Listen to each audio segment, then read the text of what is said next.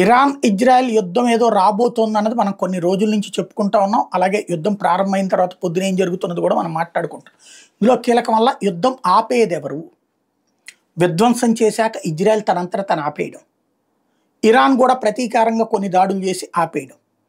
Iran చేసే దాడులను తిప్పుకొట్టడానికి iron dome ఉంది. బట్ ఇజ్రాయెల్ చేసిన దాడిని కంట్రోల్ చేయడానికి ఇరాన్ ఏర్పాటు చేసుకున్న ఎయిర్ డిఫెన్స్ సిస్టమ్ పనిచేయలేదు. క్రిందటిసారి ఫెయిల్ అయినప్పుడే జాగ్రత్తగా ఉండాలి, పట్టించుకోలే, చేత కాలేదు దానికి. మళ్ళీ కొట్టిన దెబ్బతో బెత్తరపోవడం అయింది. ఇప్పుడు అమెరికా జోక్యం చేసుకుని యుద్ధాన్ని ఆపుతుందా? ఇరాన్ అమెరికాని బతిన్లాడితే అమెరికా జోక్యం చేసుకుని ఆపించవచ్చు.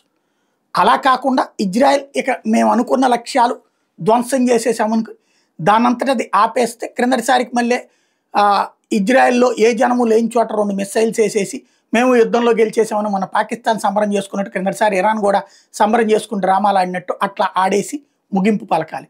లేదా ఇరాన్ భారీ ఎత్తున ఇజ్రాయెల్ మీద విరుచుకుపడితే ఇజ్రాయెల్ దీని అంతు చూసి కానీ వదిలిపెట్టదు.